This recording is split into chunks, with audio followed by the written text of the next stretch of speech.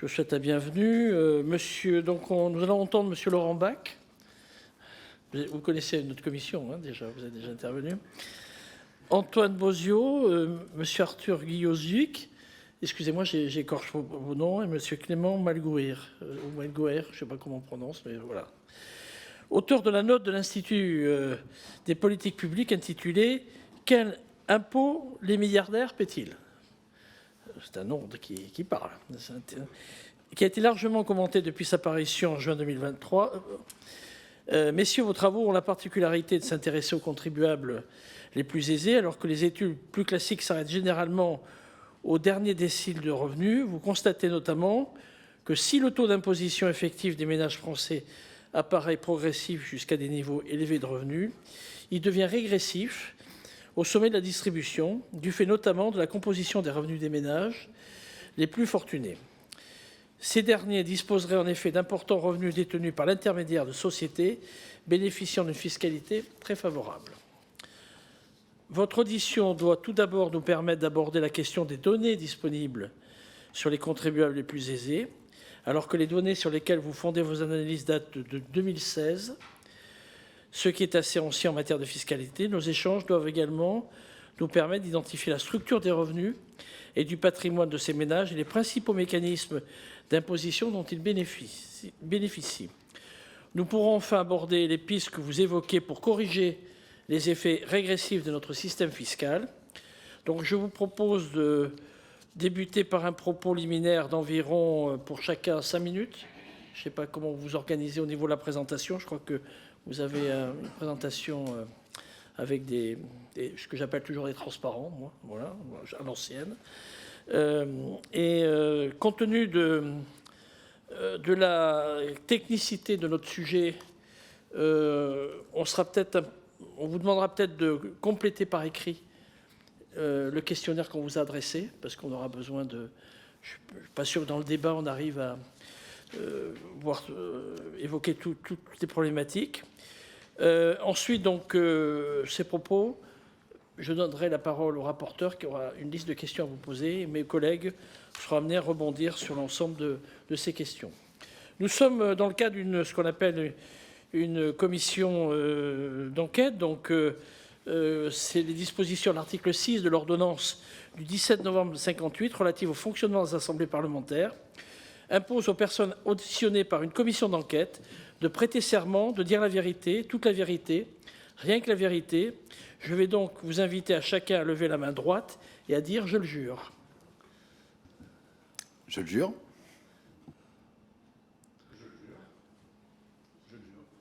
Je le jure. Très bien. Monsieur le rapporteur, c'est vous qui commencez, monsieur? C'est vous, d'accord. Donc je vous laisse commencer, et ensuite on donnera la parole.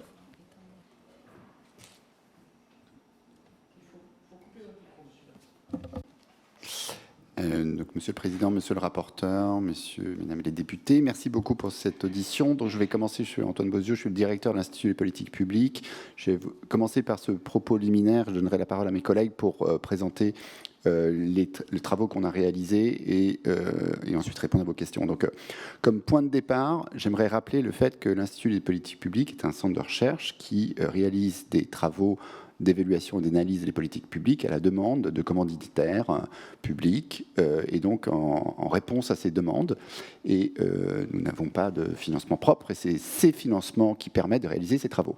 Et donc on offre un service d'un travail scientifique rigoureux qui répond aux démarches de la science ouverte et de rendre transparents les méthodes, les données utilisées et les résultats obtenus. Pour les travaux qu'on a réalisés dans le cadre sur la fiscalité des hauts revenus et des hauts patrimoines, on a été notamment sollicité par 3 entités.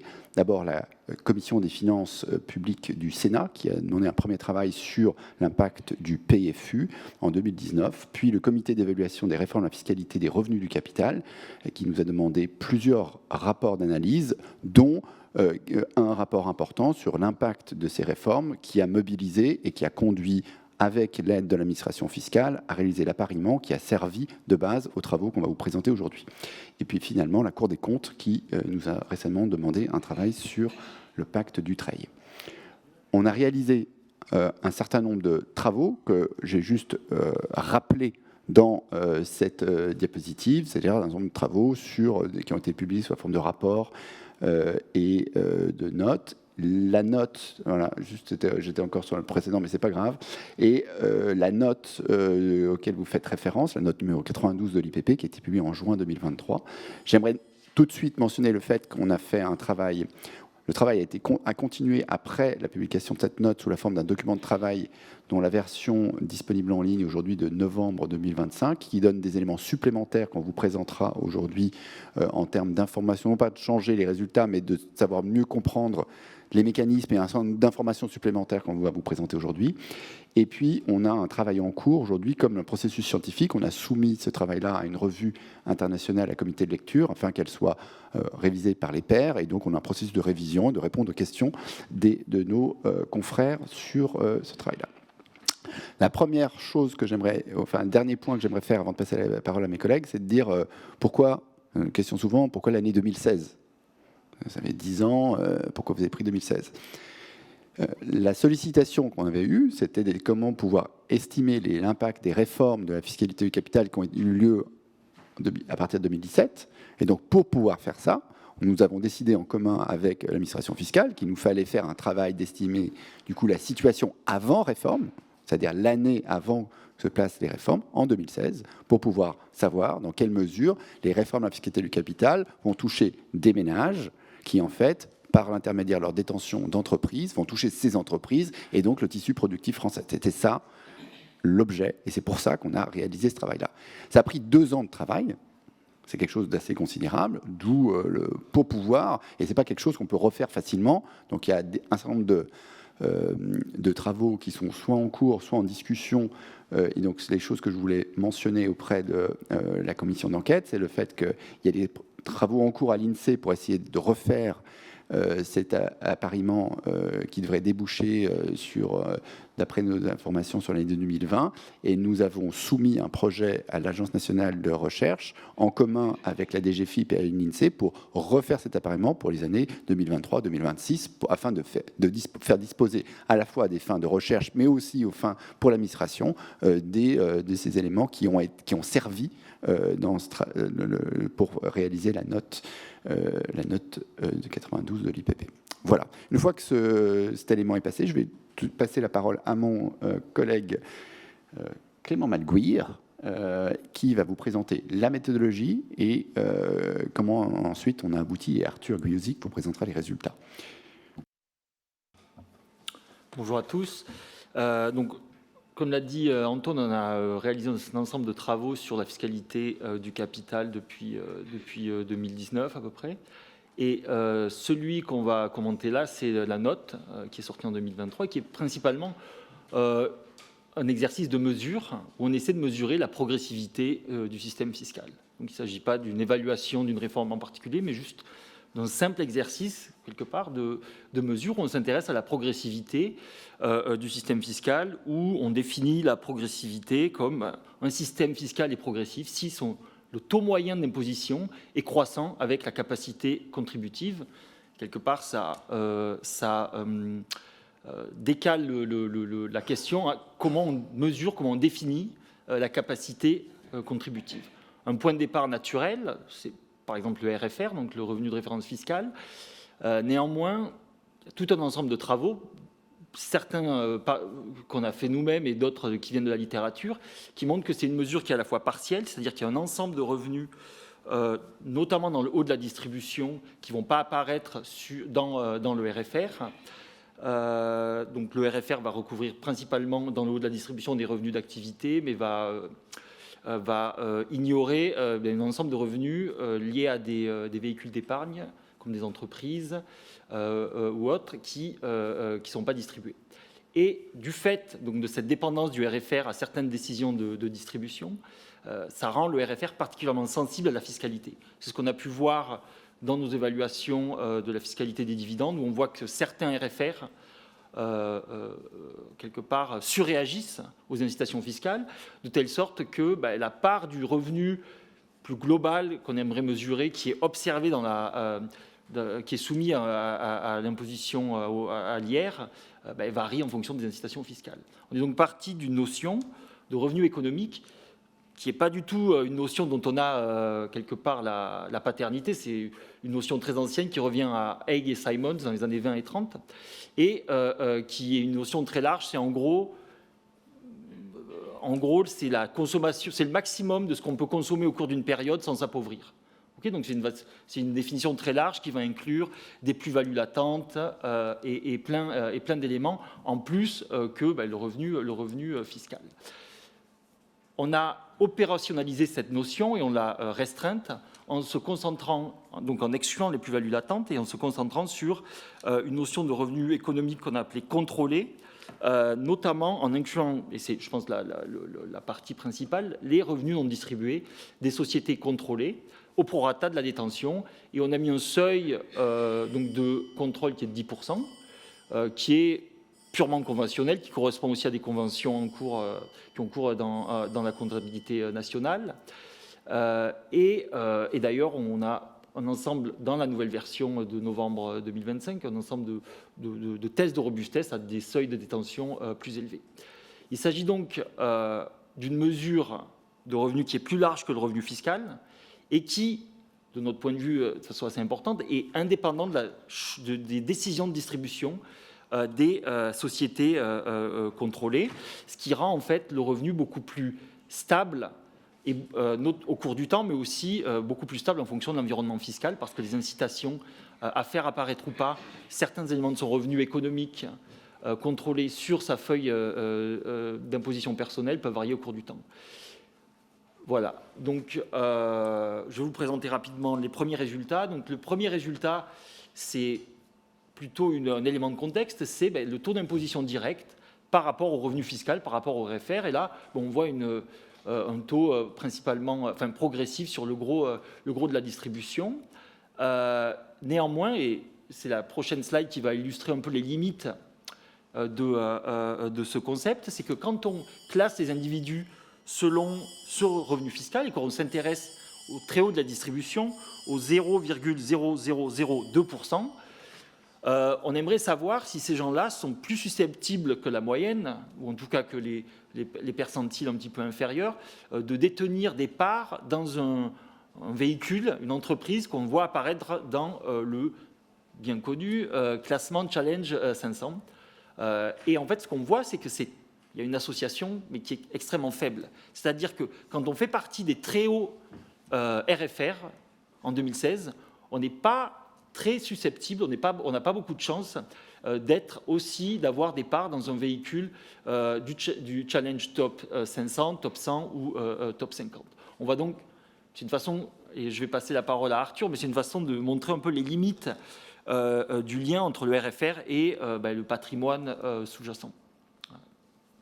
Donc, si on se tourne cette fois vers le revenu économique, assez naturellement, donc on inclut désormais dans la notion de revenu les contributions, les cotisations sociales non contributives et les revenus de sociétés contrôlées. Et donc logiquement, on doit inclure aussi les impositions que sont les cotisations sociales non contributives et l'impôt sur les sociétés acquitté par ces sociétés contrôlées. Donc c'est ce qu'on fait dans cet exercice. On classe les foyers fiscaux selon leurs revenus économiques. On le découpe de la même manière. Donc c'est-à-dire que ici, on est vraiment en train de zoomer à mesure qu'on se décale vers la droite du graphique. Donc, au départ, on a des percentiles, puis des milliles. Donc, au milieu du graphique, on est dans le top 0,1%. Et ensuite, on zoome à chaque fois, on divise par 10, puis par 5 la population étudiée.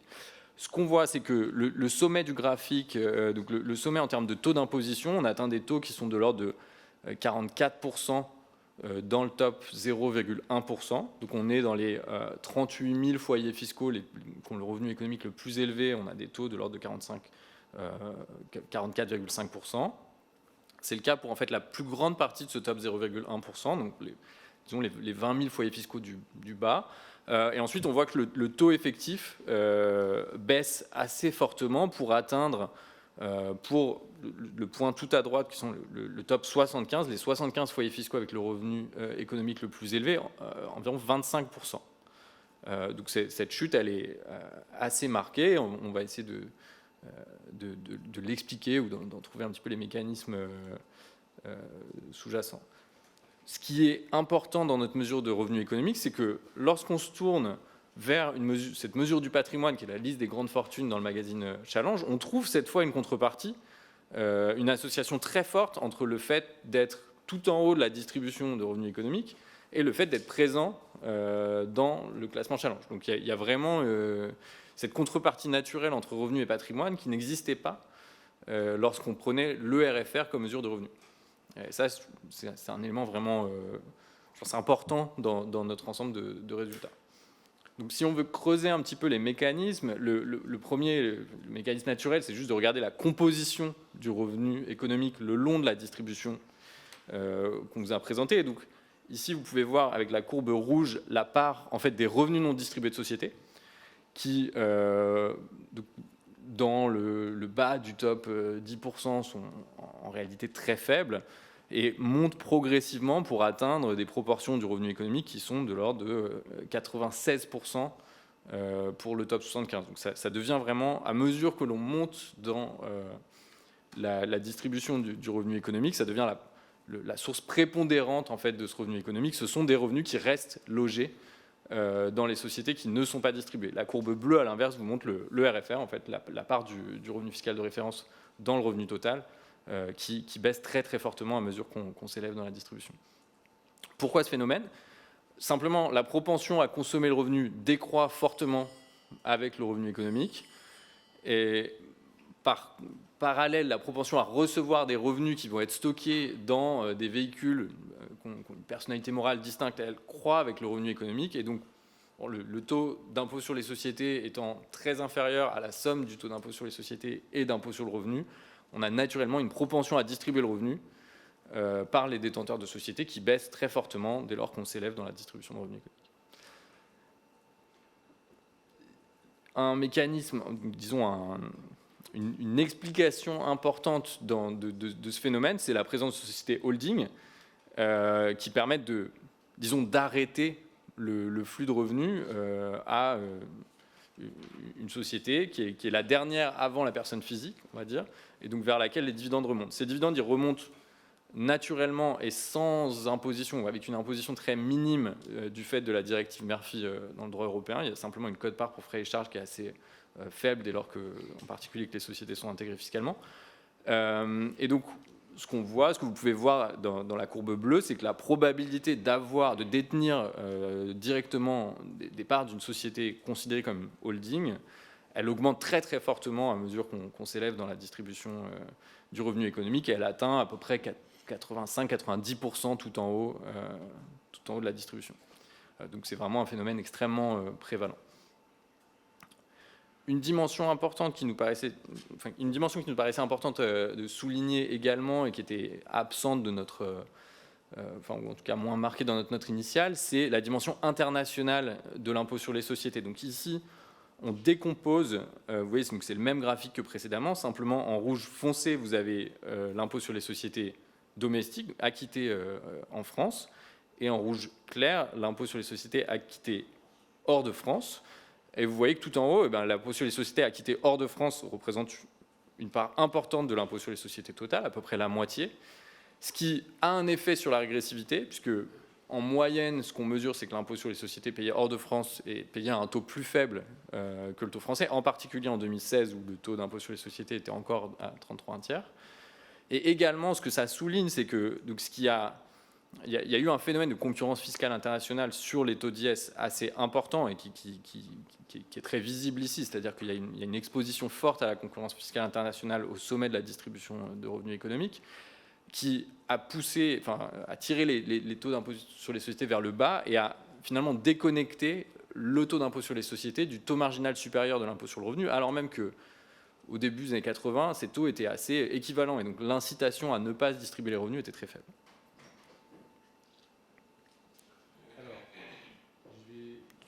Ton micro. Je vais tout de suite passer aux conclusions et aux pistes de réforme, puisque vous nous avez déjà demandé ce qu'on pensait des pistes possibles pour redresser la régressivité qu'on observe. Donc il y a 4 classes de réformes qu'on peut envisager, mais on peut en envisager encore d'autres, évidemment. La première et la plus fréquente, c'est celle qui consisterait à augmenter les taux de barème de l'impôt sur le revenu, la plus fréquente au sens où c'est celle qu'on observe le plus souvent dans le débat législatif. Mais en réalité, ce qu'on a observé même dans la version la plus récente, c'est que c'est une piste qui est peu efficace pour taxer les revenus, les très hauts revenus, les revenus des grandes fortunes. Pourquoi ? Parce qu'il y a justement cette bascule très facile des revenus distribués avant réforme en revenus non distribués après réforme, qui restent dans les sociétés contrôlées. C'est des choses qu'on a pu observer en 2013. Dans le cadre de la CDHR, on n'est pas en mesure de vous dire si c'est ce qui s'est passé parce qu'on n'a pas encore fait les études, mais ça fait peut-être partie de l'explication du mauvais rendement de cette réforme. Une deuxième option, c'est l'option qui consiste à mettre un impôt sur la fortune et éventuellement un impôt sur une fortune plus large que celui qui existait avant 2017, qui inclurait notamment les patrimoines professionnels. Alors là, le sujet, c'est qu'on s'arrête de viser directement les revenus, y compris les revenus économiques, et on vise plutôt le patrimoine, mais ce faisant, on bute sur le fait qu'il y a des différences importantes entre le niveau de patrimoine et le niveau de revenus pour certains ménages au moins.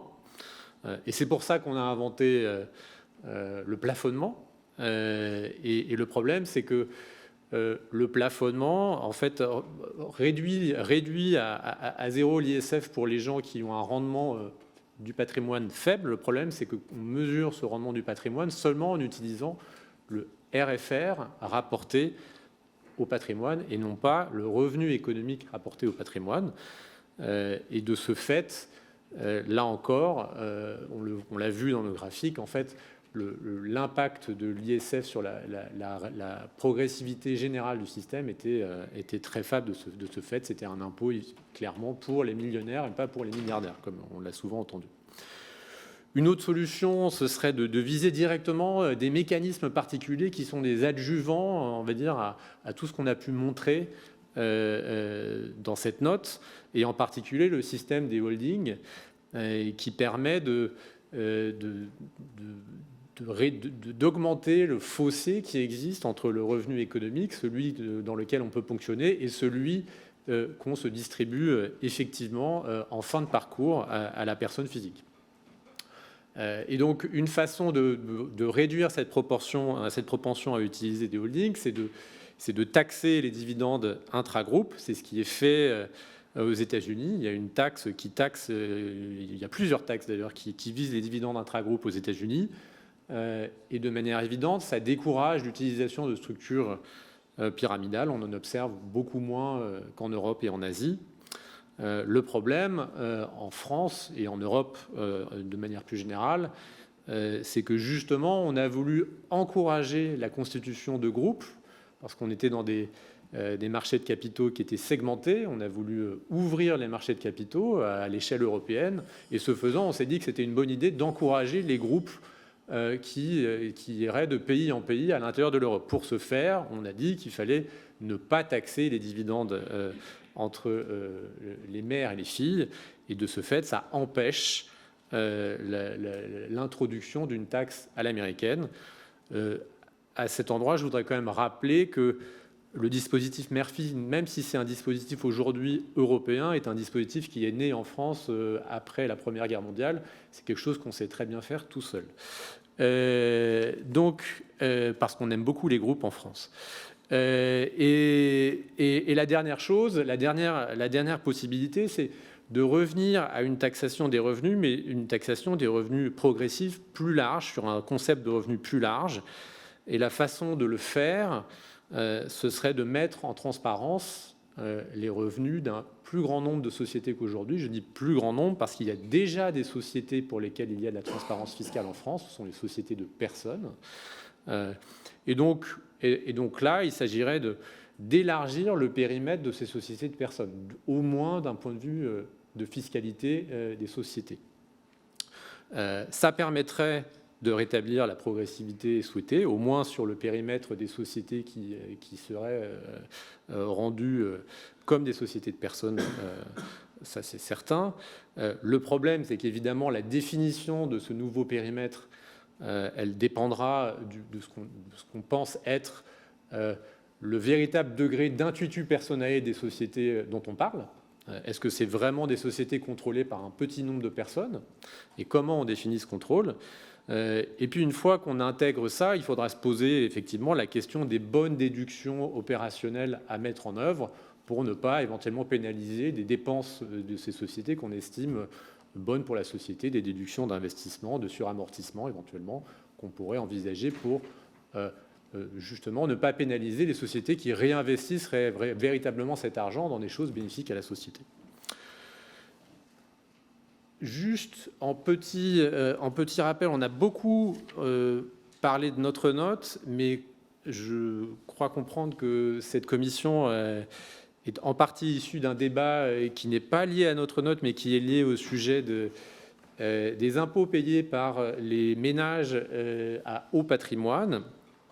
Et il se trouve qu'on a écrit un rapport qui était peut-être, on va dire, à notre goût, peut-être pas assez commenté en 2023 sur le plafonnement de l'ISF, qui nous avait permis de fournir de nombreuses statistiques, en particulier sur les ménages qui, à l'époque, en 2016, avaient des très très hauts patrimoines, mais avaient des revenus si faibles qu'ils étaient tout de même plafonnés, que leur ISF était très fortement plafonné. Ça nous avait permis de dire, à l'époque, qu'il y avait déjà 2500 foyers avec des patrimoines très importants, pas juste supérieurs à 1 million, mais supérieurs à 2,5 millions, qui avaient un revenu négligeable. On avait aussi montré à l'époque que ce qui explique que les revenus peuvent être si négligeables pour les hauts patrimoines, c'est que ces hauts patrimoines sont susceptibles d'arbitrer entre un revenu observable sur la déclaration fiscale et un revenu qui ne l'est pas, notamment via les enveloppes d'assurance vie. Lorsque je sors de l'argent de l'assurance vie, ça apparaît dans le RFR. Lorsque je le garde dans l'enveloppe assurance vie, ça n'apparaît pas. Et ce qu'on a observé, c'est que depuis 2017, il y a eu une augmentation très forte des sorties d'assurance vie. Et donc une augmentation forte, concomitante, du RFR. Voilà. Bien, mais écoutez, merci beaucoup de cette présentation. Vos travaux sont toujours très intéressants. Pas forcément d'accord sur tout, mais on y reviendra surtout sur... Mais en tout cas, vous mettez le doigt sur des sujets passionnants et qui permet d'éclairer nos débats. Donc je vais passer la parole au rapporteur qui va vous poser une série de questions. Ensuite, mes collègues vont rebondir. Et moi, je rebondirai aussi certainement. Voilà. Oui, dans votre note « Quel impôt les milliardaires paient-ils » de juin 2023, vous avez fait le choix de retenir la notion de revenu économique, en ajoutant au revenu fiscal de référence les cotisations non contributives ainsi que les pertes et profits non distribués des sociétés contrôlées par des foyers fiscaux au prorata de leur détention effective. Alors, les questions sont les suivantes sur cette première partie. Pourquoi, qu'est-ce qui justifie d'exclure les cotisations contributives du calcul du revenu économique? Deuxième sous-question, pourquoi n'avez-vous pas imputé aux ménages que les bénéfices non distribués des sociétés dont ils détiennent au moins 10% du capital? Ce n'est pas la même chose de détenir 1% de Total Énergie ou de détenir plus de 10% d'une PME. Ouais. Donc pourquoi ce seuil de 10%? Et si vous aviez tenu compte de l'ensemble des participations, qu'elles soient inférieures ou supérieures à 10%, est-ce que vos conclusions auraient été modifiées? Et puis, troisième sous-question, sur les loyers fictifs des résidences principales et secondaires, d'après ce que j'ai lu de votre note, vous n'en avez pas tenu compte. Pourquoi? Et si vous en avez tenu compte, est-ce que vous pensez que ça pouvait modifier vos conclusions? Par contre, si j'ai bien compris, vous avez tenu compte assurance vie, PEA, etc. dans vos calculs. Mais alors, comment vous avez normé le rendement, puisqu'ils sont extrêmement variables selon les placements, selon les types d'assurance vie, enfin que ça. Voilà. Est-ce que vous pourriez nous éclairer sur cette première question? Merci, monsieur le rapporteur. Je commence et puis je laisserai mes collègues compléter. Donc, la question des cotisations contributives. Donc, la première chose à avoir en tête, c'est que dans notre système de prélèvement obligatoire, les cotisations contributives, ce ne sont pas des impôts. Ce sont des cotisations qui servent à ouvrir des droits individuels et qui servent à financer des droits individuels de retraite, par exemple, qui, si vous les assimilez à de la fiscalité, vous allez faire apparaître des simili de régressivité, alors qu'en réalité, s'il s'agit bien d'assurances sociales qui servent au bénéfice même des individus. Donc on est sur quelque chose qui est très différent. Donc on a, pour traiter dans le revenu économique, on a le choix soit d'utiliser, de dire que ces cotisations sont l'ordre du revenu, mais dans ce cas-là, les prestations qui sont versées ne doivent pas apparaître comme du revenu. Et donc, on viendrait à considérer que les retraités, chômeurs, n'ont pas de revenus et donc sont sans revenus, alors même qu'on voit bien que dans notre système socio-fiscal, l'assurance sociale de la partie contributive sert en réalité à faire ce travail de transfert de revenus au moment de l'activité vers le moment de l'inactivité. Donc on a choisi, pour éviter d'avoir un biais très fortement vers quelque chose qui apparaîtrait de façon faussement régressive, de considérer dans le revenu les pensions de retraite, les allocations chômage, mais d'exclure la partie qui les finance, qui est la contrepartie de ces revenus, comme les cotisations contributives. Si on ne l'avait pas fait, on aurait obtenu de façon factice une régressivité de notre système fiscal qui n'est pas du tout le reflet de la régressivité initiale fiscale. Donc ça, c'est la première question. La deuxième question que vous avez posée, c'est sur la question du seuil à 10%. Donc le seuil à 10%, il a une partie qui apparaît comme arbitraire. C'est un seuil sur lequel la notion pure de contrôle n'est pas définie, vous avez raison de le dire, à 10%.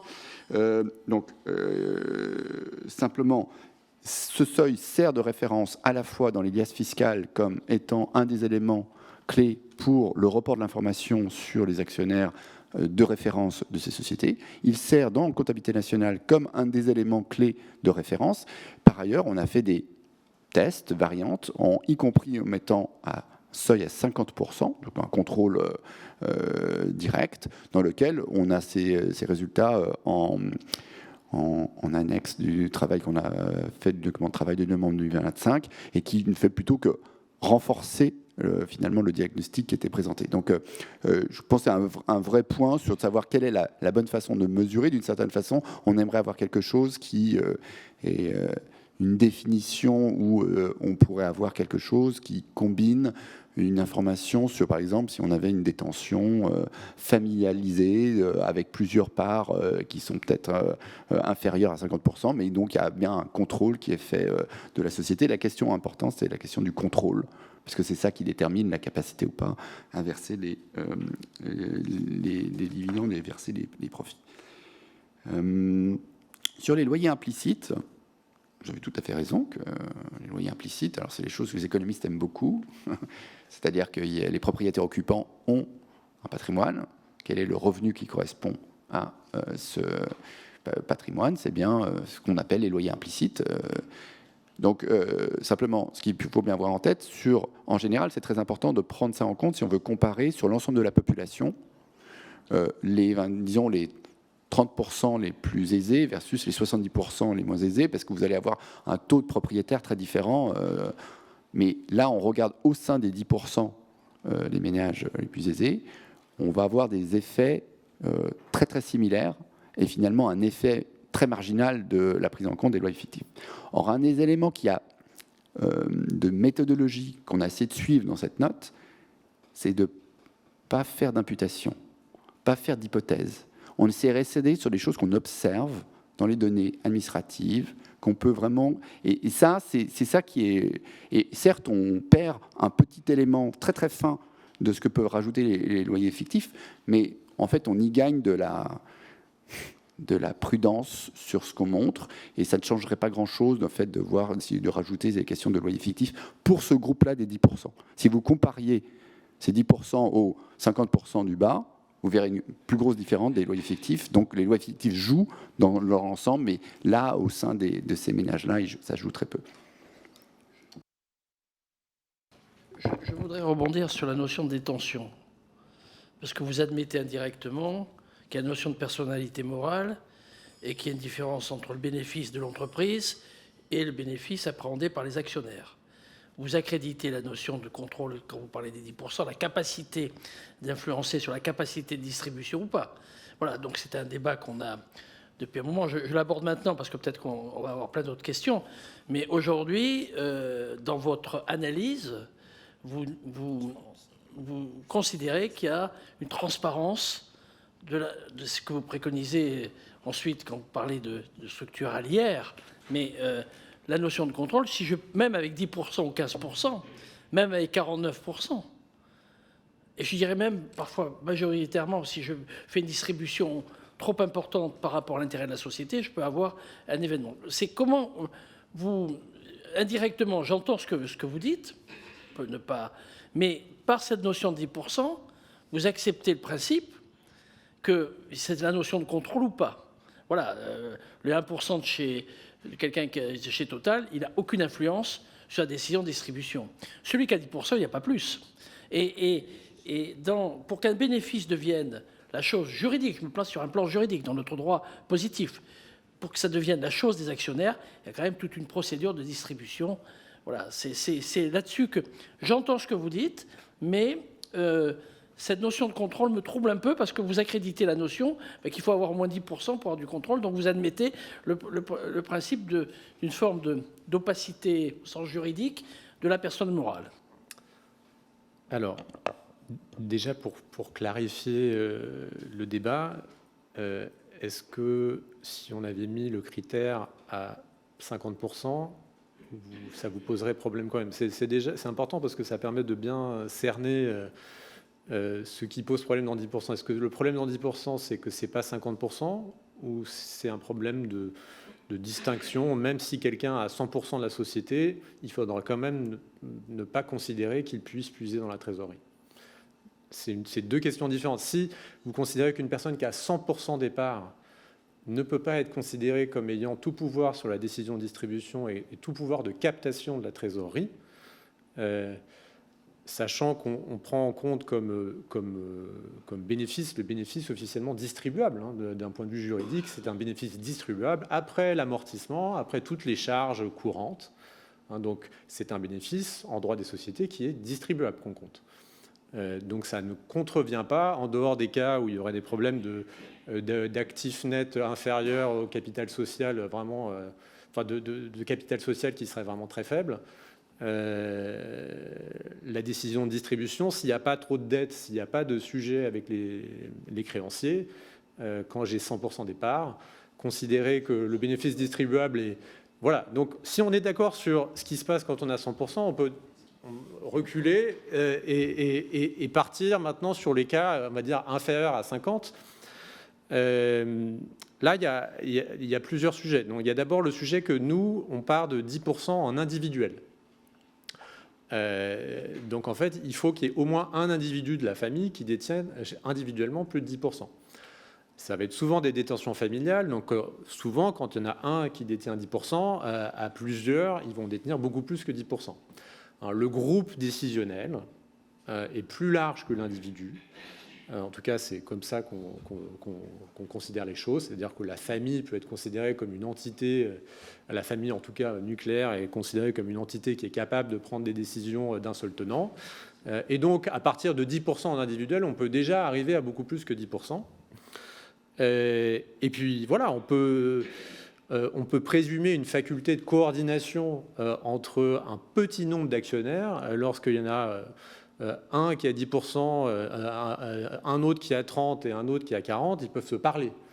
Si en fait on est des milliers à avoir 0,1%, ça devient très difficile de se parler lorsque l'un d'entre nous a des difficultés de trésorerie personnelle. Lorsqu'on est 3, 4, 5 ou même 10 à pouvoir se mettre autour d'une table, c'est beaucoup plus simple. Et c'est le concept de bénéficiaire effectif reprend ça d'ailleurs, reprend cette idée qu'il ne suffit pas d'avoir 50% des parts pour avoir le bénéfice effectif et le contrôle effectif sur une entreprise et être le bénéficiaire effectif des revenus de cette entreprise. Parce que, voilà, 10%, c'est se donner la capacité d'être à la table des discussions sur la décision de distribution. On n'est pas les seuls à dire ça, on n'a pas inventé ce concept. Ce concept existe dans les déclarations fiscales. C'est le concept qui nécessite de s'enregistrer à l'impôt sur les sociétés individuellement comme actionnaire, parce que du point de vue du contrôle fiscal, on considère depuis de tout temps que c'est un critère important pour déterminer la capacité à se saisir de ce qui se passe dans l'entreprise. Dernière chose, d'un point de vue de comptabilité nationale, ce critère de 10% est déjà utilisé pour définir, pour différencier ce qui relève d'un revenu de portefeuille détenu à l'étranger et un revenu d'implantation à l'étranger. Si vous êtes LVMH, que vous avez une filiale à 15% en Hollande, on va considérer que tous les revenus de cette filiale en Hollande sont en fait des revenus de l'entité française dans la balance des paiements. Pourquoi? Encore une fois, parce qu'on considère qu'au-delà de 10%, on est en mesure de participer à la décision de distribution suivant des intérêts très précis personnels. Si je me permets, je comprends l'idée. La situation, elle est très variable. Vous auriez dit, bon, on va prendre uniquement ceux qui, à plusieurs de la famille, ont des holdings familiales et qui ont la capacité de décider du taux de distribution. Faisons simple. Bon, du taux de distribution. Ça, je comprends. Mais prendre 10%, quel que soit, ça n'a, pour moi, aucun sens, ni fiscal, ni économique. Excusez-moi de... Voilà. C'est pour ça que je me demandais d'où sortait ce 10%. C'est vous qui l'avez choisi. Ah, si, vous avez, non, mais il sort d'où? Ce n'est pas un critère de droit des affaires, hein, du droit des sociétés, ce n'est pas un critère fiscal. Il n'y a pas de critère fiscal à 10%. On ne peut pas appuyer tant qu'il a... Voilà.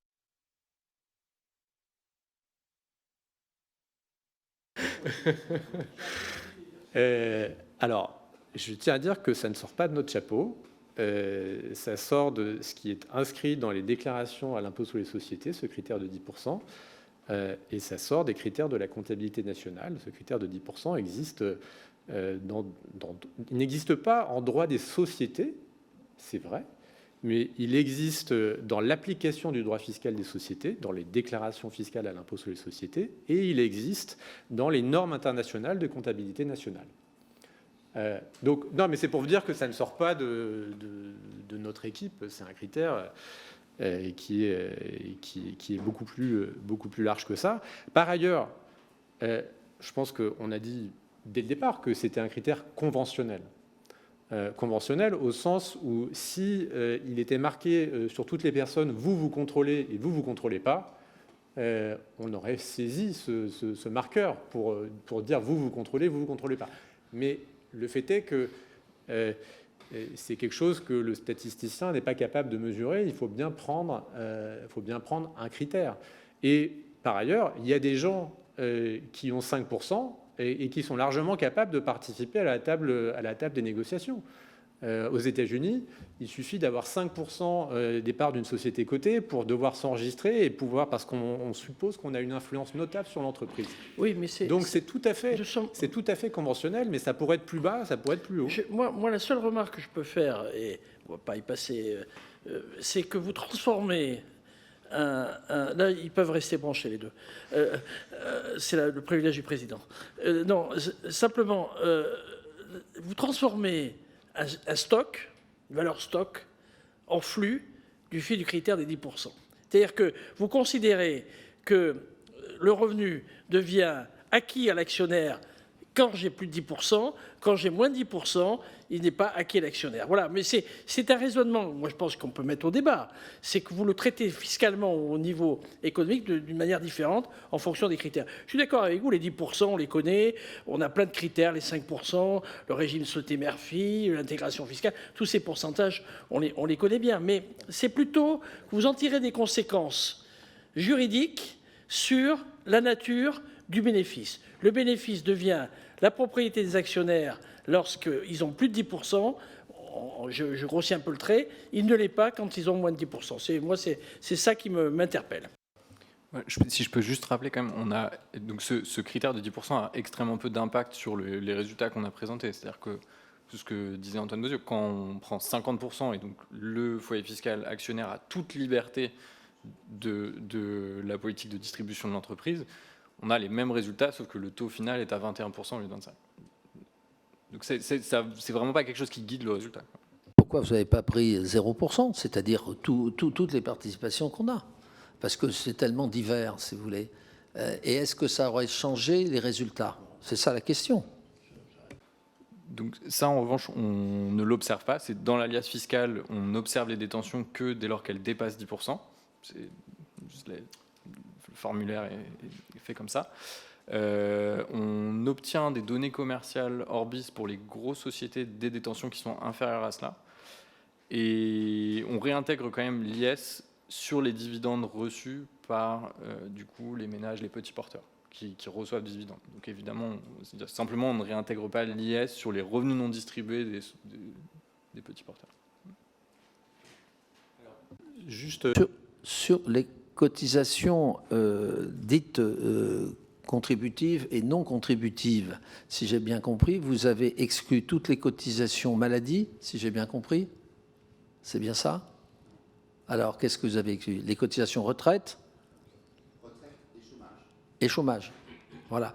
Mais prenez les cotisations retraite, elles ne sont que pour partie contributives dans l'Europe, dans les régimes de base, puisque vous connaissez tous tout le système de péréquation, les retraites minimales, etc., qui ne sont pas contributives.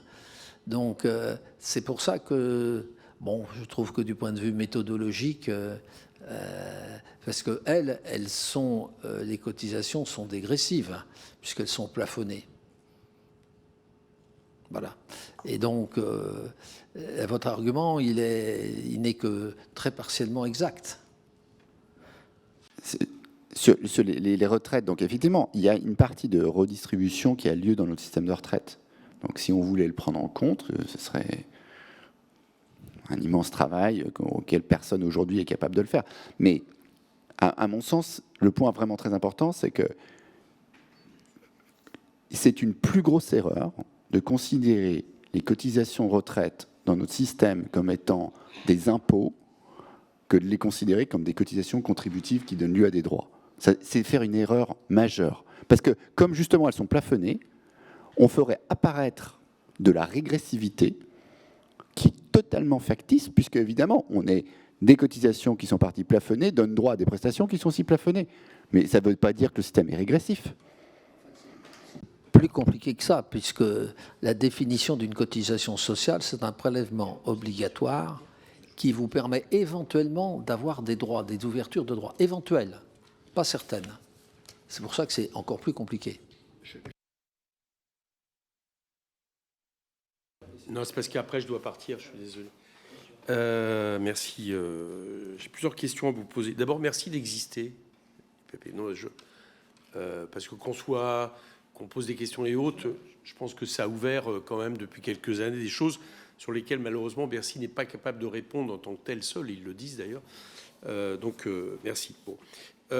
J'ai une question. Vous dites on part sur 2016, mais il me semblait que la question de 2016, c'est une question technique, c'était aussi parce que c'est la dernière année où on a les données de l'ISF, c'est-à-dire sur les biens mobiliers. En tout cas, c'est ce que Bercy m'a dit sur cette question. Donc, je voudrais que vous me confirmiez ou pas là-dessus. Autre question technique, vous avez dit que vous étiez en train de recommencer, cette fois-ci pour 2023-2026, l'étude que vous avez faite. Est-ce que vous avez une idée de quand elle va sortir? Sur l'impôt sur les sociétés, est-ce qu'on peut estimer justement que la baisse de l'impôt sur les sociétés participe de manière importante à la non-régressivité de l'impôt des hautes fortunes de ce point de vue-là? J'ai cru comprendre que c'était le cas quand vous l'aviez dit, mais je voulais vous confirmer. Voilà. Alors sinon, j'ai 3 questions à vous poser. J'en ai une, j'ai toujours pas de réponse depuis que je la pose dans les auditions qu'on a commencées. On a coutume de regarder et de comparer pour calculez, j'allais dire, la redistribution en France, la moyenne des 10% des plus riches et 10% les plus pauvres. En gros, je crois qu'on passe à peu près de 1 à 20 en termes de revenus, me semble-t-il, de mémoire, à 1 à 5 une fois qu'on a redistribué. Bon. Qu'est-ce qui se passe si on calculait la moyenne des 10% les plus pauvres par rapport aux 0,1% les plus riches? Autrement dit, quel est l'effet de la redistribution qu'on connaît à partir du moment où il y a une non-régressivité de l'impôt pour les ultra-riches? Est-ce que on n'est plus sur 1 à 5, mais en réalité, on a complètement transformé les choses? Est-ce que vous avez des choses à dire là-dessus? La deuxième chose, c'est... Alors, j'ai compris, vous n'avez pas de réactualiser les travaux 2023-2026. Donc, en réalité, on ne peut pas avoir les effets du second quinquennat Emmanuel Macron. Mais est-ce que, par ailleurs, vous avez d'autres études que vous avez faites sur éventuellement les estimations? Je vois, par exemple, qu'il y a des chiffres Eurostat qui existent, qui montrent qu'il y a un décrochage au niveau européen en termes d'accélération de la pauvreté, des inégalités de personnes qui vivent dans des logements indignes, etc., des données assez précises.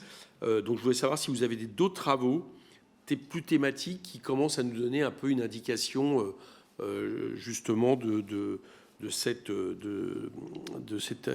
accélération des inégalités, notamment d'accroissement des plus riches, sans attendre votre étude complète. Et enfin, j'observe que vous comparez, vous utilisez des données en centiles qui permettent de comparer par tranche de 1%. Je voulais savoir si vous avez facilement accès à suffisamment de données ventilées par centile. Est-ce que vous pensez que l'accès à ces données est utile et pourrait être facilité?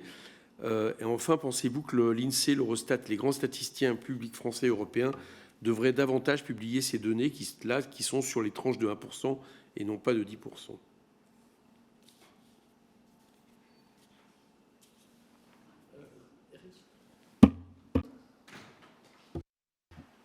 Merci beaucoup, monsieur le député. Alors, merci de nous remercier d'exister. On est ravis, on espère qu'on va continuer à exister. Donc, peut-être justement là-dessus, pour exister, il faut que nos commanditaires, autorités publiques, souhaitent que nous existions pour faire des travaux. C'est la seule. Donc, par exemple, pour pouvoir réaliser ces travaux suivants, nous demandons de déposer un projet auprès de l'Agence nationale de la recherche, en collaboration avec l'INSEE et la DGFiP, parce que c'est justement des travaux collaboratifs avec les administrations. Et on attend le résultat de l'ANR qui va décider ou pas si un financement soit octroyé pour pouvoir réaliser ce travail. Donc la réponse est attendue. C'est un nouvel appel de l'ANR qui est, à mon avis, très positif, qui propose des travaux de recherche mélangeant des administrations avec des chercheurs. Ce qui me semble être très, très positif parce que va favoriser des échanges entre les administrations et les chercheurs, quelque chose qui n'a pas lieu naturellement en France, alors que c'est, on le voit, très profitable pour à la fois la recherche scientifique, mais aussi pour les administrations, pour leur capacité ensuite à mobiliser le type de, par exemple, de prototypes qu'on a pu faire pour ensuite être reproduits par les administrations et utilisés pour alimenter à la fois les réponses du législateur, les vôtres, et puis de l'exécutif pour pouvoir mettre en place des dispositifs différents.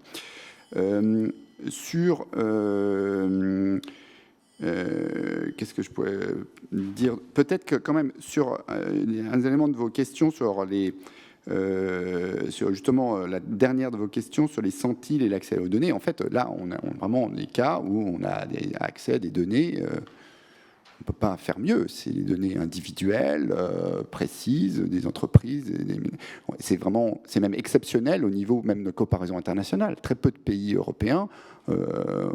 À part les pays nordiques, là, les cas, c'est la Norvège, les Pays-Bas, la Suède, permettent de faire ça. Donc, c'est des choses de très, très bonne qualité. La collaboration qui se fait justement avec l'INSEE et la DGFiP est très, très bonne. Donc, ça, je ne vois pas de données d'aspect négatif. Je pense que la raison pour laquelle, de façon historique, on s'est reposé des comparaisons des 10%, les 10% les pauvres et les 10% les plus riches, c'est parce que pour étudier le bas de la distribution et la pauvreté, on ne peut pas utiliser des données administratives, il faut des données d'enquête, comprendre comment le ménage est construit, quelles sont sa composition, arriver avec des choses qui qui se font bien par la statistique publique, par une enquête. Et une enquête, mécaniquement, on va avoir un échantillon qui est certes large, mais ne va pas avoir quelque chose qui est suffisant pour ensuite regarder au niveau fin des 1%, parce qu'il n'y aura pas assez d'observations. Et c'est pour ça que l'INSEE, généralement, à partir de ces enquêtes, ne va pas publier des informations parce qu'elles ne sont pas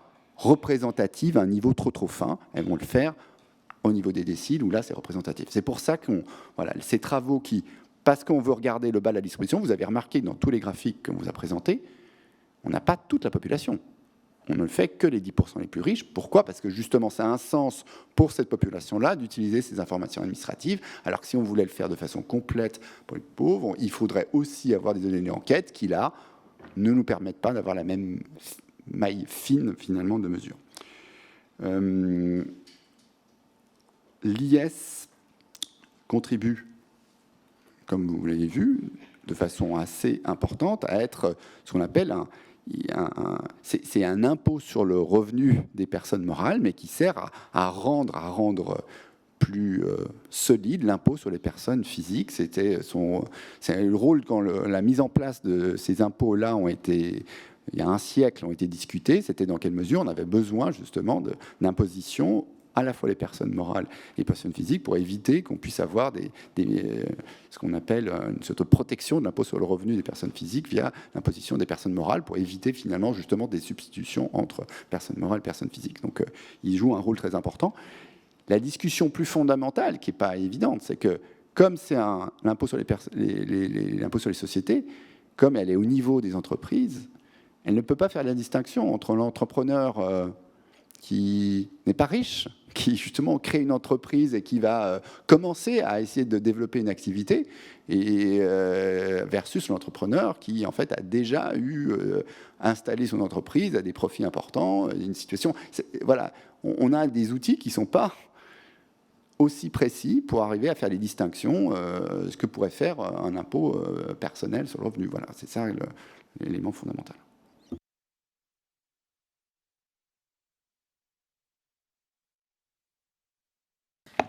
Merci, Monsieur le Président. Merci beaucoup pour cette étude qui nous permet effectivement de clarifier finalement à la fois le revenu et la question du revenu économique, le concept de revenu économique est extrêmement intéressant et stimulant pour comprendre finalement la diversité et la fragmentation des types de revenus que l'on peut avoir dans la société, et là plus particulièrement pour vous, les 10% les plus riches.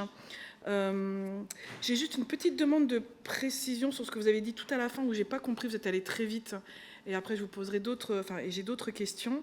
La demande de précision, c'est que vous dites depuis 2017, on observe une augmentation des sorties de l'assurance vie et une forte augmentation du RFR. Alors est-ce que c'est moi qui ai mal compris, ou est-ce que vous pouvez m'expliquer? Puis j'ai d'autres questions, je vais vous les poser tout de suite, comme ça vous répondrez globalement. Vos données, elles sont intéressantes, elles datent effectivement d'avant les réformes sur les revenus du capital. Vous êtes en train de travailler sur des nouvelles données 2023-2026. Est-ce que vous avez le sentiment que les écarts se creusent dans cette composition du revenu économique dans les 10% les plus riches, ou est-ce que intuitivement, par rapport à ce que vous avez déjà commencé à travailler, vous avez le sentiment que finalement on aura le même type de composition selon les déciles et les centiles que vous avez? Ça, c'est ma première question.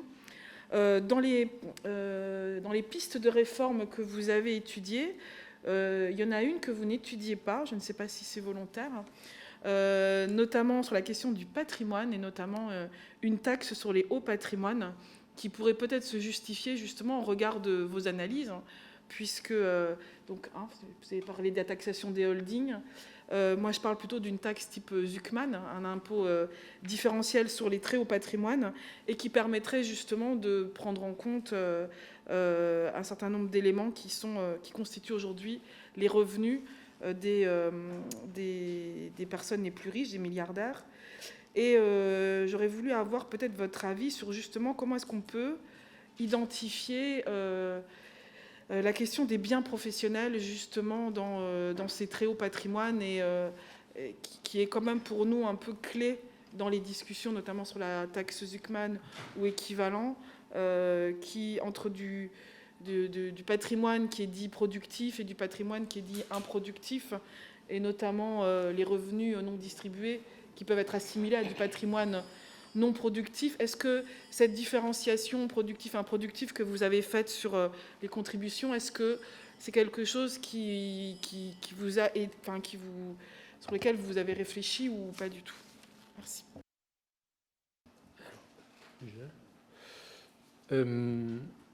Merci pour vos compliments et vos questions. Je vais juste vous remontrer ce graphique parce qu'il permet de comprendre un peu la composition des revenus. Donc en rouge, vous avez au fur et à mesure qu'on considère des ménages de plus en plus riches, la part des revenus composés de revenus non distribués, mais qui sont en fait des revenus issus d'entreprises contrôlées. Donc ça, c'était en 2016.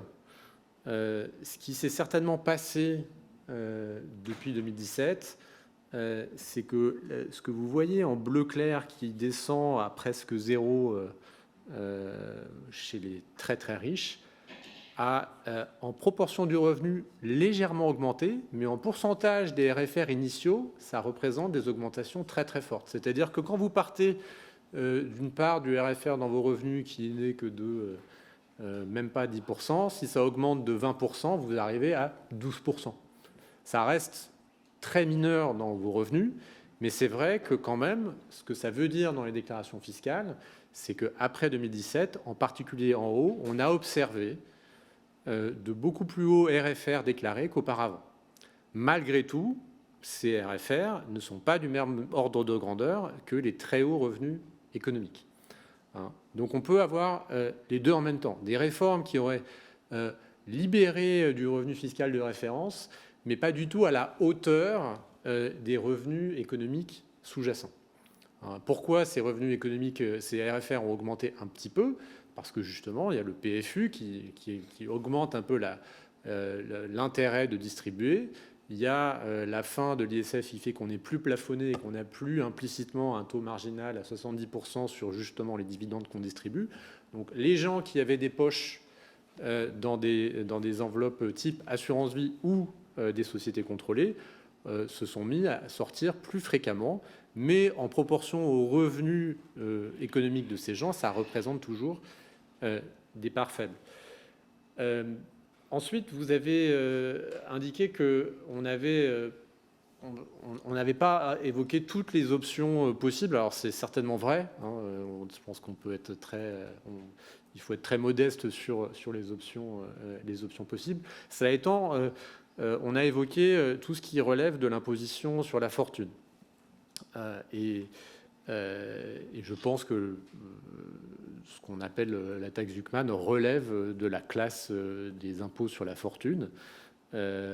Donc, évidemment, il y a un seuil de déclenchement qui dépend aussi des autres types d'impôts, mais il y a quand même derrière cette idée d'évaluer la capacité contributive, au moins en partie, en fonction du patrimoine.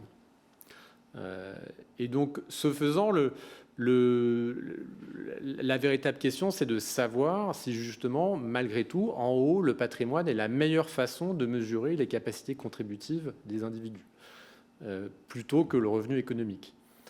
On peut penser que c'est plus facile de mesurer le patrimoine, mais on peut aussi penser finalement que c'est peut-être quand même plus simple de mesurer le revenu économique, y compris des plus grandes fortunes challenge. Moi, je persiste à penser que c'est plus facile de, par exemple, mesurer les profits d'Auchan que la valeur d'Auchan, par exemple. Pourquoi? Parce que Auchan n'est pas coté. Par contre, mesurer les profits, ils doivent le déclarer. Donc ça, c'est tangible. Donc il y aura toujours ce sujet de quelle est la meilleure façon de saisir ces très hautes capacités contributives. Est-ce qu'il vaut mieux le faire en partant du patrimoine ou en partant d'une vision élargie du revenu? Donc, et c'est un sujet qui parcourt aussi les débats juridiques, parce que comme il y a ce décalage entre patrimoine et revenu, on introduit ces plafonnements et il y aurait un risque pour tout impôt qui repose sur une valorisation patrimoniale de retomber sur ces sujets de plafonnement. Donc ça reste important. On n'a pas prétention à dire ici que telle option est forcément domine l'autre, mais c'est important d'avoir cette contrainte en tête. Merci. Collègue Guitton. Oui, merci Monsieur le Président, merci pour votre présentation. Moi j'aimerais, et merci aussi pour vos éclaircissements, notamment sur les réponses sur la taxe Zuckman. Moi j'aimerais amener le débat maintenant sur l'impôt sur la fortune, précisément, qui est plutôt un impôt des ménages qui concerne finalement très peu de personnes, mais j'aimerais apporter l'éclaircissement. Donc en 2017, la majorité macroniste a supprimé l'impôt sur la fortune pour mettre l'impôt sur la fortune immobilière qui taxe plutôt l'enracinement. On a vu beaucoup d'affaires de classe moyenne qui héritaient des résidences principales qui étaient impactées par cet ISF qui n'est pas du tout progressif et juste fiscalement. Et nous, au Rassemblement national, donc on veut le supprimer, cet impôt sur la fortune, appelé IFI, pour le remplacer plutôt par un impôt sur la fortune financière. Certains l'ont appelé dans les débats budgétaires l'impôt sur la fortune improductive, qui a fait beaucoup parler. Nous, on préfère parler d'impôt sur la fortune financière, tout simplement pour ne pas impacter ni le monde économique, ni les propriétaires, notamment en exonérant la résidence principale. Je pense que c'est quelque chose qui est très important, sans toucher l'attractivité économique, ni la compétitivité des entreprises, ni finalement l'imposition de tout outil productif. On préférait justement que cet impôt sur la fortune cible spécifiquement actifs financiers, œuvres d'art et placements non productifs. Moi, j'aimerais savoir en quoi cet impôt sur la fortune financière pourrait améliorer la progressivité et une forme de justice fiscale des 0,02% où la progressivité de l'impôt en France et de notre système fiscal ne fonctionne pas. Donc je pense qu'on revient un petit peu à l'option d'un impôt sur la fortune qu'on avait évoqué, qui est vraiment attaché à la notion de plafonnement. Donc dès lors qu'on ne sort pas du plafonnement avec pour référence le revenu fiscal de référence, quelque impôt que ce soit sur le patrimoine n'a pas vraiment, ne mord pas tout en haut parce que les RFR sont en fait très petits en regard du patrimoine, et c'est ce que montrait le graphique sur la probabilité d'être dans les fortunes challenge quand on classe les foyers en fonction du RFR.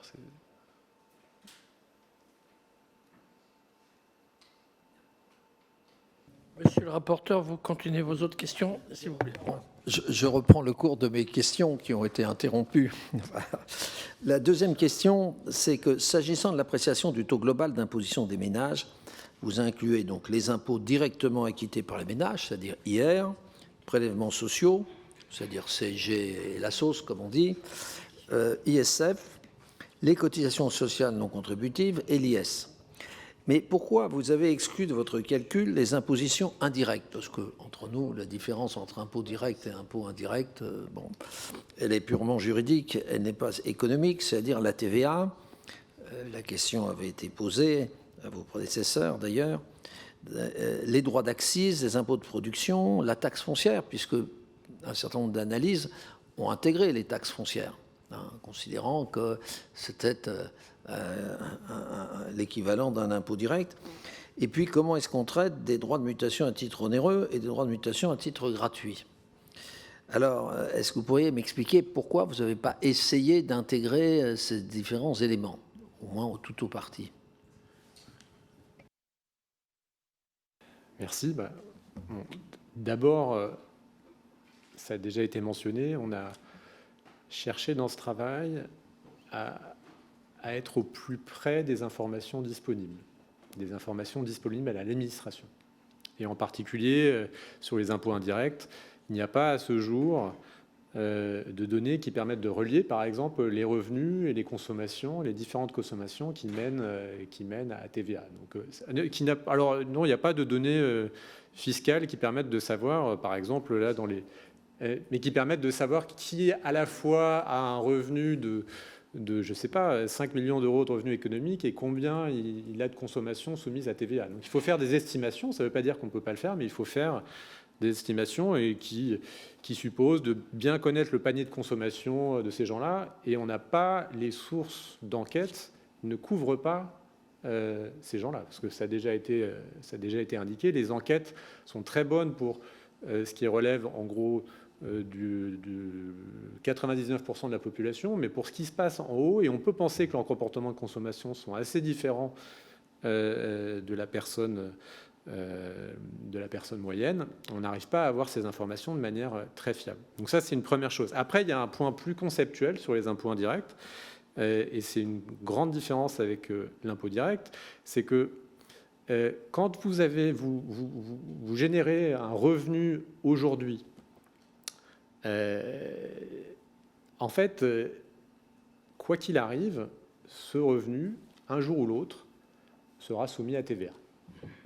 Il sera peut-être soumis à TVA parce que vous le consommez aujourd'hui, ou il le sera parce que vos enfants le consomment, parce que vos petits-enfants le consomment. C'est-à-dire vous pouvez l'épargner, mais à la fin, la TVA, elle sera toujours payée. Même si vous le donnez à une fondation, la fondation paiera peut-être une TVA.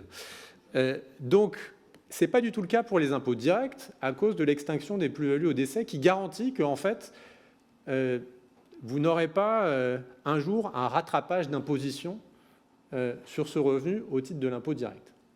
Donc en fait, l'impôt indirect, c'est beaucoup, beaucoup plus difficile d'y échapper. Et ça veut dire que, en fait, c'est très difficile de dire « Ah bah oui, la TVA est régressive parce que, regardez, les riches ne consomment rien ». Oui, les riches épargnent, mais donc c'est les petits-enfants des petits-enfants de ces gens qui vont finalement consommer ce revenu et qui vont payer la TVA. Mais donc la régressivité de la TVA, elle est beaucoup plus difficile à établir qu'on ne le pense. Pour les impôts directs, ça ne se pose pas parce qu'en réalité, il peut y avoir, on peut différer un peu la taxation directe d'un revenu généré aujourd'hui, mais on ne peut pas le différer éternellement parce qu'il y a des transmissions qui éteignent cette créance fiscale. Donc c'est très différent. Ah oui. Alors là, je parlais. Alors les taxes foncières et les droits de mutation, c'est vrai que spontanément sur ce sujet-là, on les associerait plutôt à la classe des impôts directs sur des revenus qu'on n'observe pas, c'est-à-dire les loyers fictifs. Et donc, comme on n'a pas compté les loyers fictifs dans les revenus, on n'a pas compté non plus les impôts qui sont en fait incidents sur ces loyers fictifs. Moi, j'ai fait un petit calcul de coin de table. Effectivement, c'est important, les loyers fictifs. Et quand on rapporte les taxes foncières et les DMTO, on trouve à peu près que ces taxes foncières et DMTO représentent à peu près 30-35% des loyers fictifs, nets de charges de travaux et de rénovation. Donc ça veut dire que si on les intégrait, on n'obtiendrait pas des résultats fondamentalement différents parce que les taux d'imposition correspondants sont à peu près au même niveau que les taux d'imposition des autres revenus au titre des impôts directs que là on mesure. Et en plus, les loyers fictifs, ça ne représente jamais aujourd'hui que 4% du revenu national net.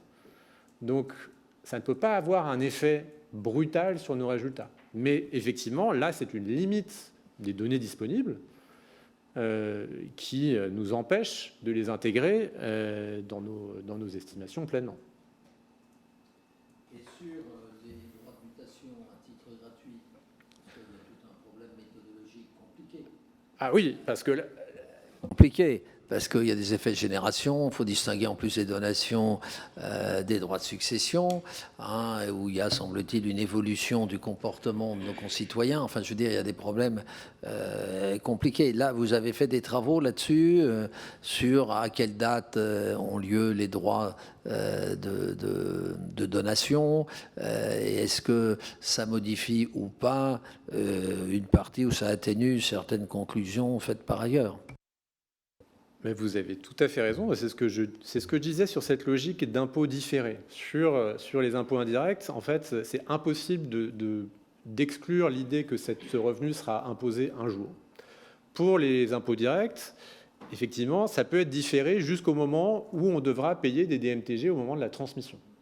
Et c'est vrai qu'on aurait aimé pouvoir mesurer, pour un revenu généré aujourd'hui, les DMTG qui seront générés plus tard, au moment de la transmission afférente, par exemple, aux parts de cette société.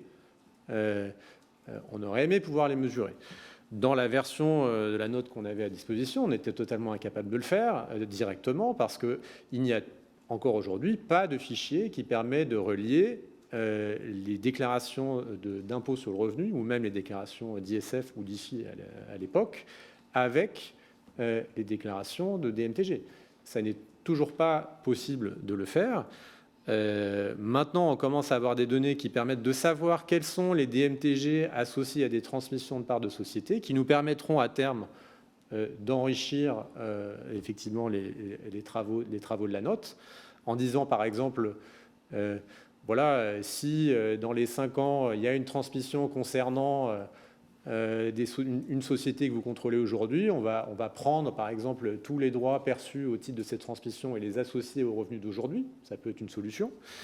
Une autre solution qu'on avait déjà employée dans la note, c'est de simuler une transmission qui aurait lieu quasi instantanément, avec un taux, on va dire, qui correspond au dispositif disponible aux détenteurs de sociétés contrôlées, donc notamment le Dutreil.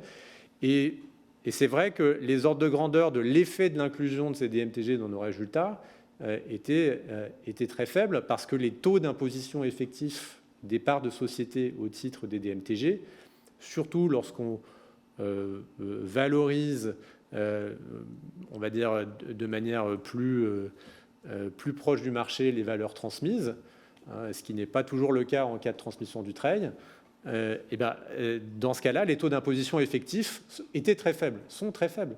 Et donc c'est pour ça que l'inclusion de ces DMTG dans les résultats... Dutreil ou pas Dutreil, la valorisation est la même, c'est la base d'imposition qui peut... Non, la valeur... Non, alors oui, parce que si vous voulez, en Dutreil, comme il y a cet engagement de conservation, vous êtes sûr que vous n'allez pas le vendre bientôt. Et donc du coup, vous êtes plutôt assez conservateur dans votre valorisation. Si vous savez que vous allez le vendre demain à une belle entreprise, distincte de la vôtre, qui va vous l'acheter cher, vous n'allez pas déclarer la même valorisation que si vous savez que vous allez la garder pendant 50 ans. Oui, bien sûr, bien sûr.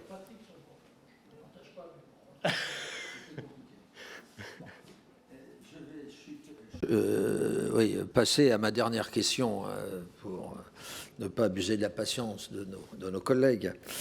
Dans votre note, vous indiquez qu'une taxation sur le revenu non distribué des holdings contreviendrait à la directive européenne dite Murphy. Oui, on partage tout à fait cette analyse.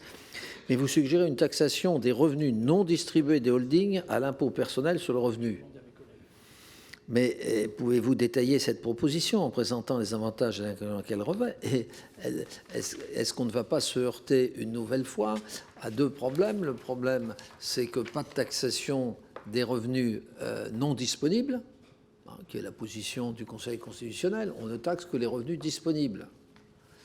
Alors, s'ils ne sont pas distribués, ils ne sont pas disponibles. Et avec une certaine confusion entre la personne morale que sont les entreprises et la personne physique du détenteur. Voyez. Et donc, est-ce qu'on ne va pas avoir un énorme problème constitutionnel, voire de conventionnalité au regard d'ailleurs du droit européen?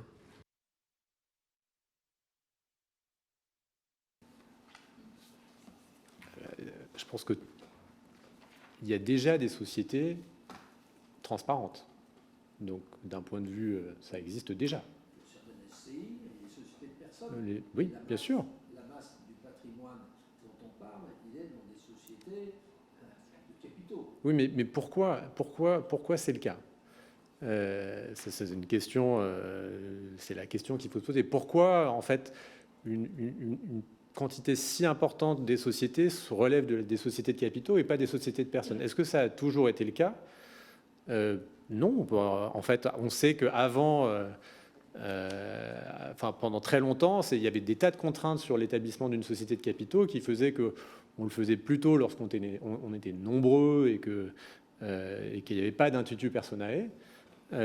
En fait, on a libéralisé le droit des sociétés de manière très très forte, qui font qu'aujourd'hui, on peut faire une société de capitaux qui correspond de manière très précise à ses intérêts personnels, via le concept de SAS, la liberté contractuelle. Et on a à la fois aujourd'hui la liberté contractuelle et en même temps une personnalité distincte. Et là, en fait, vous avez du coup de plus en plus de modèles de sociétés qui sont considérés comme des sociétés de capitaux, mais qui en fait servent les intérêts directs de la personne qui l'a fondée, de manière beaucoup plus intime qu'il y a une trentaine d'années. Je m'excuse, mais si on fait un peu d'histoire du droit des sociétés, vous n'avez pas forcément tort, surtout, mais la société, elle est définie dans le Code civil.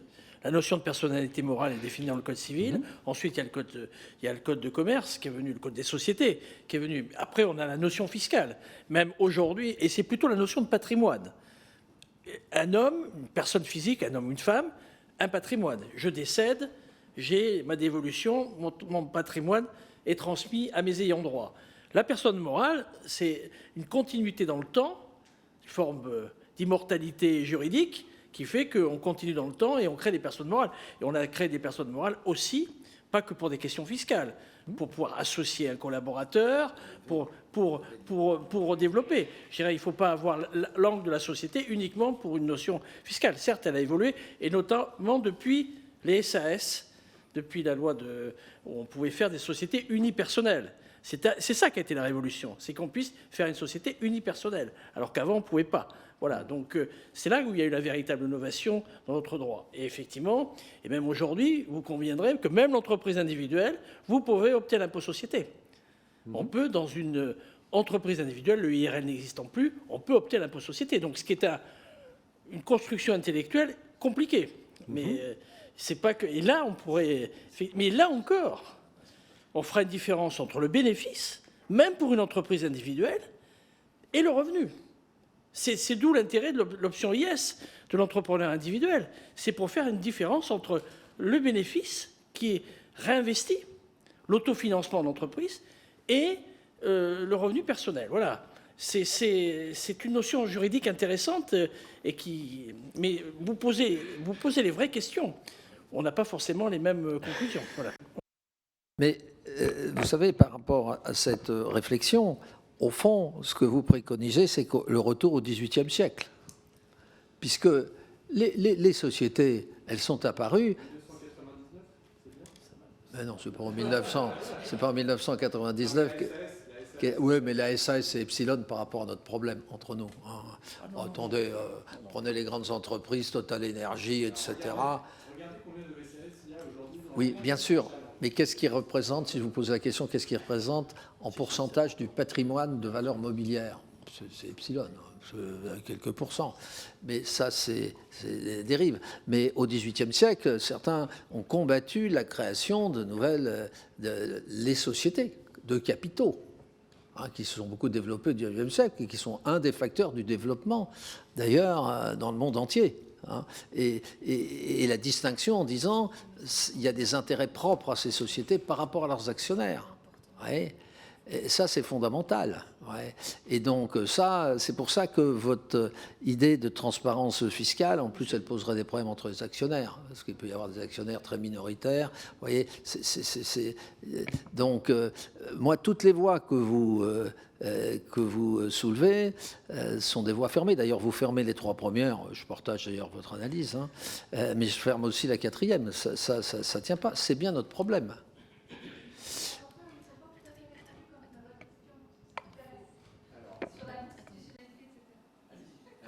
Alors, il y a beaucoup d'éléments dans ce que vous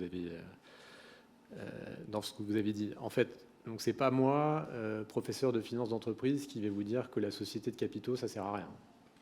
Je vous rassure. Évidemment que c'est une innovation très très importante et qu'on n'a jamais proposé d'effacer. En fait, la question, c'est de savoir à quel moment on considère qu'une société relève justement d'une société cotée qui a besoin de lever des capitaux, qui a besoin de rencontrer des tas de nouveaux investisseurs, et à quel moment on considère que c'est plutôt un capital très fermé qui reste à l'intérieur éventuellement juste entre une personne et elle-même, ou entre une personne et deux, trois autres personnes. C'est la question de ce curseur entre les sociétés de personnes et les sociétés de capitaux qu'on cherche à questionner, qui a été questionné dans l'histoire récente régulièrement. La question, c'est est-ce qu'on veut continuer à élargir l'empire des sociétés de capitaux, ou est-ce qu'on peut dire peut-être qu'il y a une réflexion à avoir, au moins du point de vue du droit fiscal des sociétés, sans même parler du droit des sociétés lui-même, pour dire peut-être qu'on devrait regarder un peu plus, vérifier que l'objet social est véritablement plus large que simplement les intérêts des personnes qui font de la société. Donc ça, c'est des choses auxquelles il faudrait s'intéresser, auxquelles le fisc doit s'intéresser, le législateur peut-être devrait s'intéresser, savoir si en fait on doit juste ne pas regarder absolument quel est l'objet social des sociétés avant de les appeler sociétés de capitaux ou sociétés de personnes, ou est-ce qu'au contraire, on peut considérer qu'il y a de nombreuses sociétés qui sont simplement des sociétés de gestion de patrimoine, qui sont aujourd'hui officiellement des sociétés de capitaux, mais qui ne gèrent qu'un patrimoine personnel, pas commercial, et qui devraient être considérées comme des sociétés civiles. Mais vous voyez, c'est encore plus compliqué que ça, me semble-t-il. Parce que dans une holding familiale, vous pouvez avoir des éléments sur lesquels on dit c'est vraiment un montage purement fiscal, et puis à l'intérieur des participations dans des entreprises, des sociétés vraiment de capitaux. Vous voyez, c'est là l'extrême complexité du problème. Juste pour rebondir, il y a beaucoup d'années, c'est le privilège de l'âge, on appelait ce qu'on appelait les réserves précomptables. Et on obligeait à distribuer des réserves qui étaient faites depuis plus de 5 ans dans les sociétés. Alors, je ne sais pas si vous l'avez analysé, l'évolution, c'est peut-être un peu ancien pour vous, j'en suis désolé, mais moi, ça ne l'est pas. Mais on rajeunissait les réserves. On avait un système, alors c'était l'époque de l'avoir fiscal et autres. En fait, vous, ce que vous souhaitez, c'est, puisque vous voulez transformer ce bénéfice, le rendre transparent, vous voulez inciter les gens à distribuer. Et donc créer du frottement fiscal. C'est bien ça l'esprit. C'est qu'aujourd'hui, le défaut, et vous l'avez dit un peu dans vos propos introductifs, c'est que l'argent ne circule pas. C'est qu'il reste encapsulé dans des structures qui ne créent pas de frottement fiscal. Donc, là, des fois, je rêverais que vous soyez à notre place de législateur. Voilà. Parce que vous verriez la difficulté que ça peut être de légiférer, de trouver les équilibres. Et la question par rapport aux préconisations que vous donnez, notamment sur la transparence fiscale, est-ce que vous avez mesuré les conséquences que ça pourrait avoir sur... et je ne vous fais pas un procès d'intention, mais les conséquences qu'à avoir si toutes les holdings étaient transparentes dans notre pays. Ça nuirait au développement, parce que, vous le disiez tout à l'heure, une holding est utile aussi lorsqu'elle réinvestit, lorsqu'elle se développe, et lorsque ce bénéfice est réinvesti. Le problème, ce que vous mettez le doigt, c'est qu'on a des bénéfices qui sont non distribués et qui peuvent interpeller, parce qu'ils deviennent passifs, en quelque sorte, ils sont plus utiles. Est-ce que cette notion de bénéfice passif ou de bénéfice actif, moi j'appelle ça un bénéfice utile et bénéfice futile, est-ce que c'est une notion que vous avez envisagé, parce que bon, vous faites tout un tas de préconisations, mais concrètement, comment nous, législateurs, on peut atterrir sur ces notions? Oui, enfin, c'est la cash box, quoi. Voilà, les cash box qu'on appelle. On accumule là-dessus qui ne se réinvestit pas. Quand c'est réinvesti, il y a un intérêt économique. Voilà. Mais quand ça reste, ou qu'avec ça, on achète des yachts, des résidences secondaires ou que sais-je, qui restent, là, ça nous pose un problème qu'on n'a que très partiellement résolu. On peut dire ça dans la dernière loi de finances.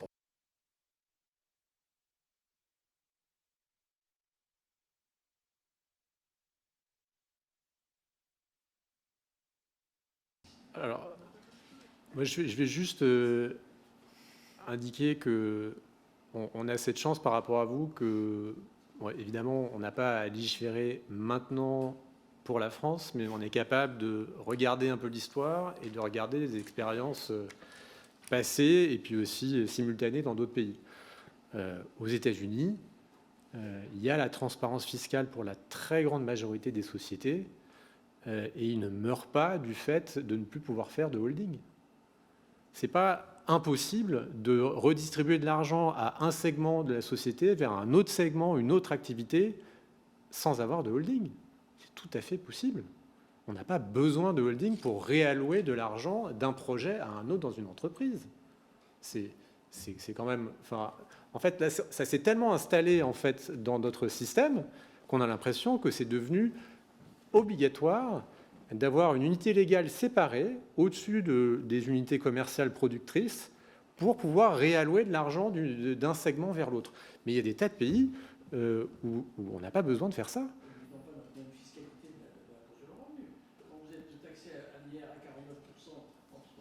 Comment vous faites? Ils n'ont pas les mêmes fiscalités personnelles. Ou alors, peut-être, mais ce n'est pas tout à fait le même. C'est que le problème de la holding, c'est que vous étiez obligé de payer l'impôt sur le revenu et réinvestir. Et comme vous ne pouvez pas... on ne peut pas amortir les titres. Enfin, vous parliez tout à l'heure d'amortissement sur le résultat comptable, qui est un élément, effectivement, qui fait baisser le bénéfice. Mais tout ça, c'est une construction très complexe. Ce que vous défaites d'un côté, vous vous retrouvez confronté à d'autres contraintes. Mais il n'y a pas forcément de friction fiscale. Si vous avez un projet, je ne sais pas, à Albi qui génère des profits, pour pouvoir les réinvestir dans une usine à Marseille. Il n'y a pas besoin de faire remonter l'argent en haut dans nos systèmes pour qu'il soit taxé et qu'ensuite seulement vous avez moins d'argent pour investir à Marseille. Il n'y a pas d'obligation de ce genre, même en présence de transparence fiscale. C'est qu'il y a une multiplicité d'actionnaires qui n'ont pas forcément les mêmes intérêts. Donc, pour ça que tous les grands groupes, il y a toujours une holding qui permet de remonter les bénéfices, soutenir telle filiale, enfin, etc.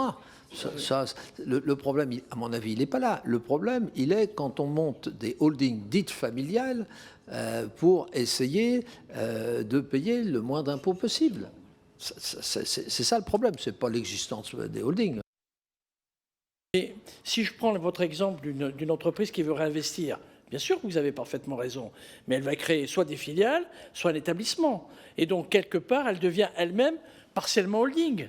C'est quand elle crée des filiales pour investir. J'entends, parce que là, on raisonne en remontant par le haut et redescendre, mais on peut très bien avoir des filiales. Et puis la structure, on parle beaucoup de partage de la valeur, d'intéressement et autres. On peut aussi y loger des collaborateurs. Il y a toute une dynamique aussi économique. Il faut pas, nous le premier, on a le défaut d'avoir qu'un raisonnement fiscal, mais il y a d'autres enjeux de participation, de développement et autres par rapport à tout ça. Donc, mais en tout cas, les sujets que vous portez sont passionnants. C'est pas, je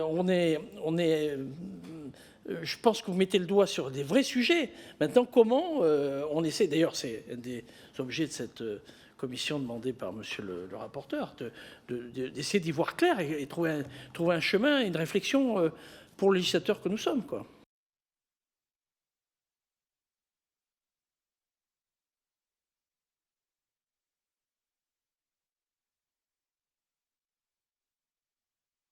Oui, vous en avez assez au bout de 4 heures, vous êtes assommé. Non, profitez-en, ces messieurs sont là. Pas d'autres questions? Bon, ben, on attend avec impatience, puisque là, je n'ai posé que 4-5 questions, mais après, il y a toutes les questions écrites. On attend avec impatience vos réponses. Voilà. Bien, écoutez, merci beaucoup, en tout cas, de votre intervention. Nos échanges sont toujours passionnants. Voilà, et il faut qu'on essaie de cheminer, mais je vous assure, vous alimentez le débat, mais sachez qu'être législateur, c'est aussi très, très compliqué. Voilà.